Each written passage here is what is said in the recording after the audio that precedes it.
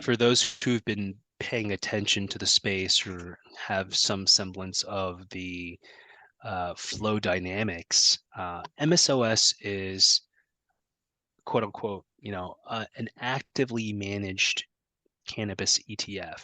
Now, the active management really refers to the idea that unlike the S&P, unlike Nasdaq or the Russell, a lot of these newer investment sectors don't have established benchmarks because they're new companies, right? There's no criterion to kind of make sense of what is the universe of stocks. So in some ways, MSOS is the largest ETF that has aggregated a variety of US domiciled.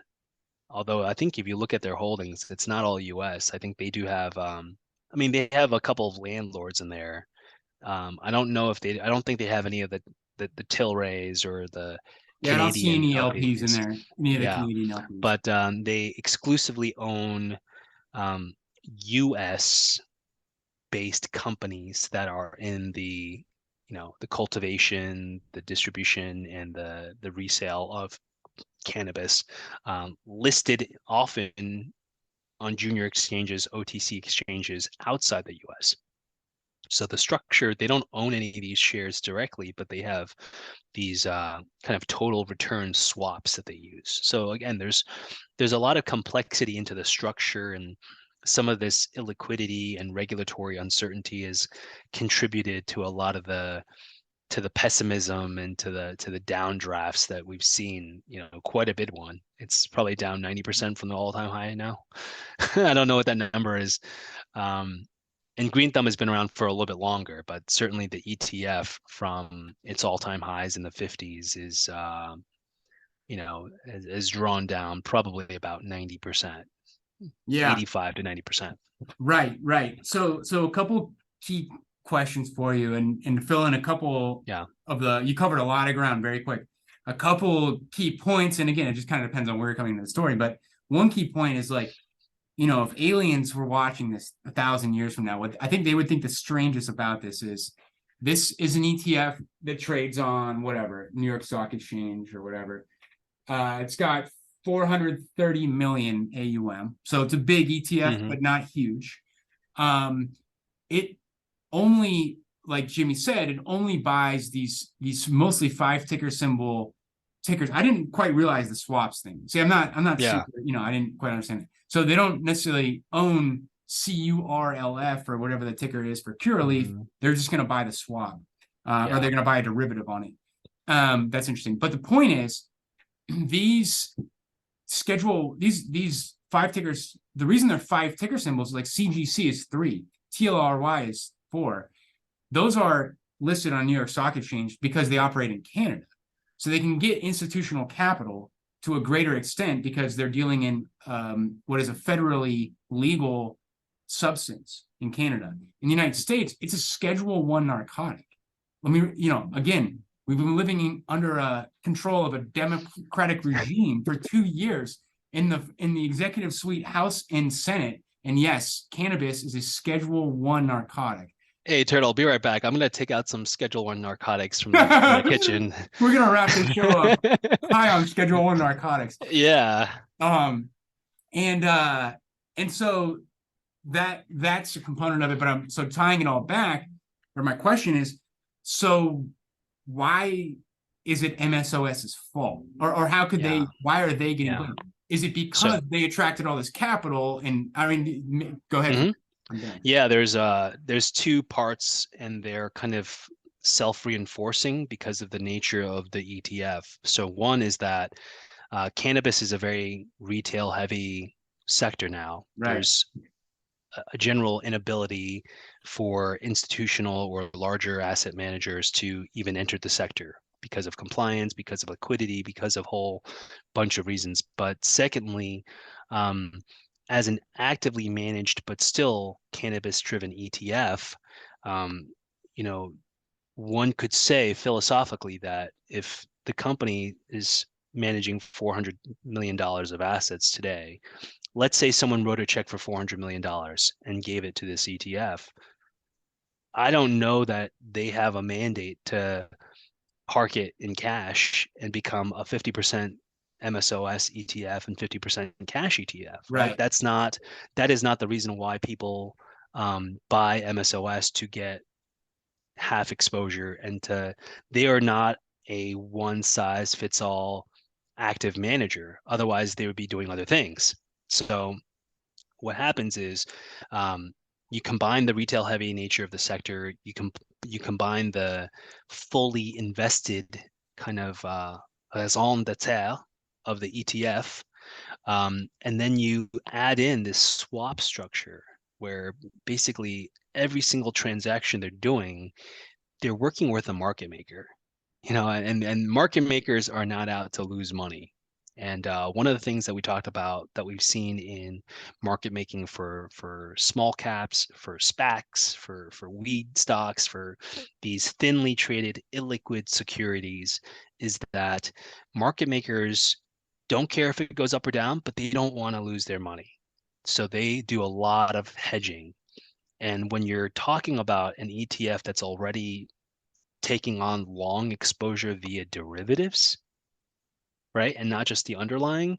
Um, you're talking about a market maker that is, in order to conduct business, taking short exposure versus lots of derivatives. So that's just the base case that, if MSOS and people are long, there is an OTC dealer that is either currently short or has a book of inventory that they have to manage.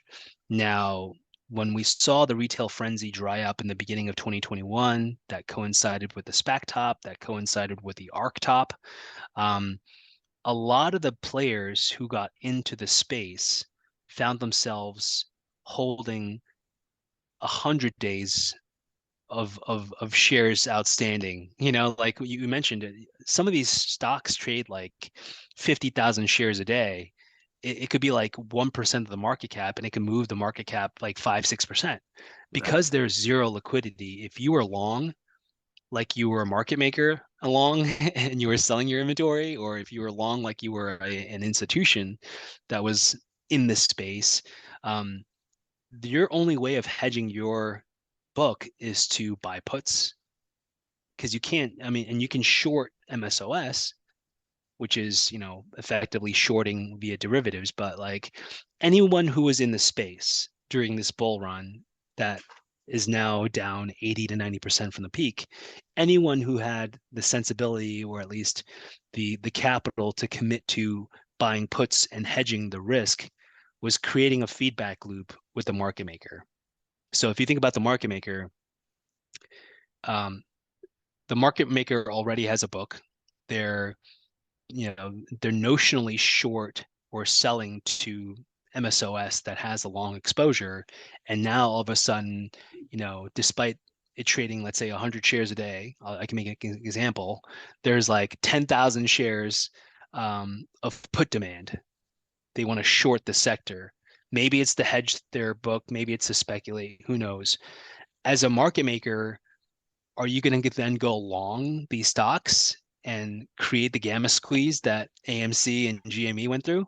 Um, the only way to do it is to hedge your book. So, like, if you're going to collect the premium selling puts, you're then going to go out to the underlying equities in the OTC exchanges, and you're going to start shorting the crap out of these stocks. So, what we've really seen in the last year and a half has been a vicious, what I consider, I don't know that it's the entire story, because clearly there have been other factors at play, but there's been a vicious feedback loop of incremental bearishness on fundamentals, on sentiment, on regulation.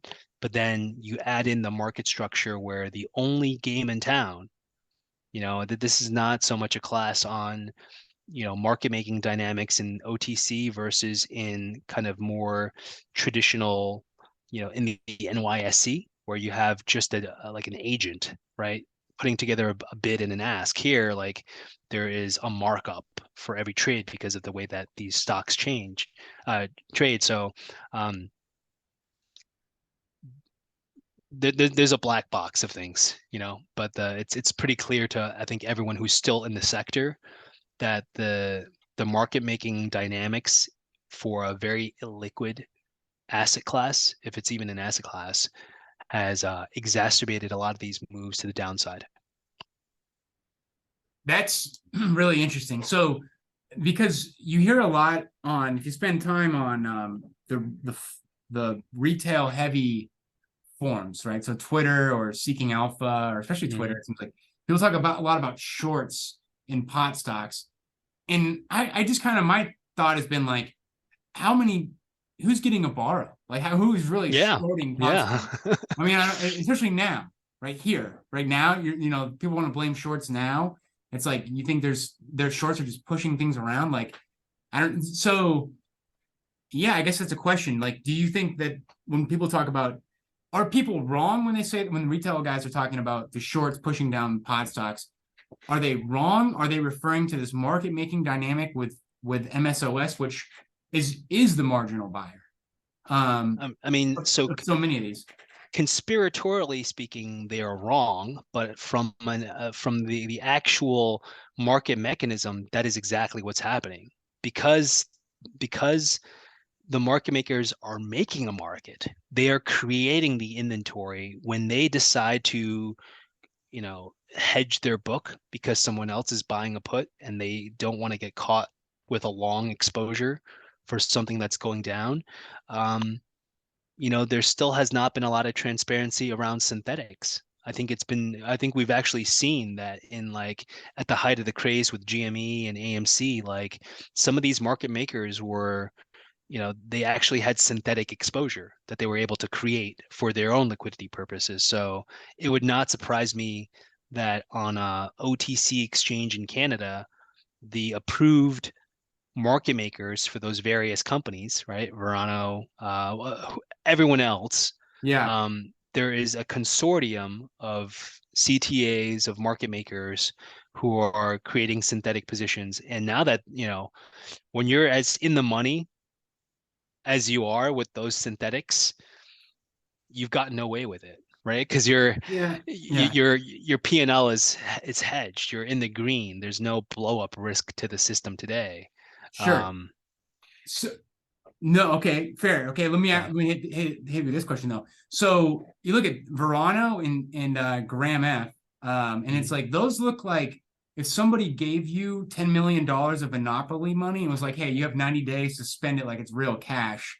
I mean, like that's what it looks like here. Like, it's like this, like there was never a day where an insider was like, oh, I might buy a couple shares. Like, not one. They're like, Yeah. okay, I have Monopoly money that I can sell for cash. I'm going to go ahead and do that no matter what the price is. Crap timing on the IPO. Well, unless you're an insider, and then unless your name Yeah. is Michael Arbach, then you're Yeah, fired up. closer. And that's a conundrum because there's a lot of other companies. When we look at the graveyard of growth companies, of SPACs, of wheat stocks that have this exact same chart with almost, the correlation's like 0.95 plus at least, Yeah. right? So it really does beg the question, but it speaks to the broader late cycle supply of stock versus demand for stock. And so when a market maker, when a banker is taking a company public and is building a book, they are artificially, if you really think about it, juicing up the demand for stock on any given day, right? Because they're like, hey, we're gonna cobble together some investors, we're gonna get them interested in this particular company over every other company in the market they could otherwise be investing in, and we're going to build a market for the stock. And when that happens at the tail end of a market that's driven by liquidity, and liquidity pulls out, what are you going to do? I'm just thinking, like, if you look at the volume traded for, let's say, Gram F, this doesn't even encapsulate the SPAC period where it got as high as, like, actually it does, right? It gets to some of it. I don't know. Yeah, because Gram F never really ran up much as a SPAC. Yeah, it It never didn't run got up much much, above but it had 11 bucks. volume. So just even until Yeah. from, let's say, November of 2020 to like February of March of 2020, if you were to look at like a distribution thing, there are more shares traded over that period than probably the last year, right? Right. Yeah. Other 100%. than the capitulation puke, the stock Yeah. crashes below $1, everyone has to punt out, no one wants to have it on their books. But otherwise, it just liquidity is price, whether it was this company, whether it was another company, and you know, all the liquidity on the buy side came at one particular moment in time when they IPO'd, Yeah. and there was no subsequent follow through, whether That's that right. was regulatory driven or macro factors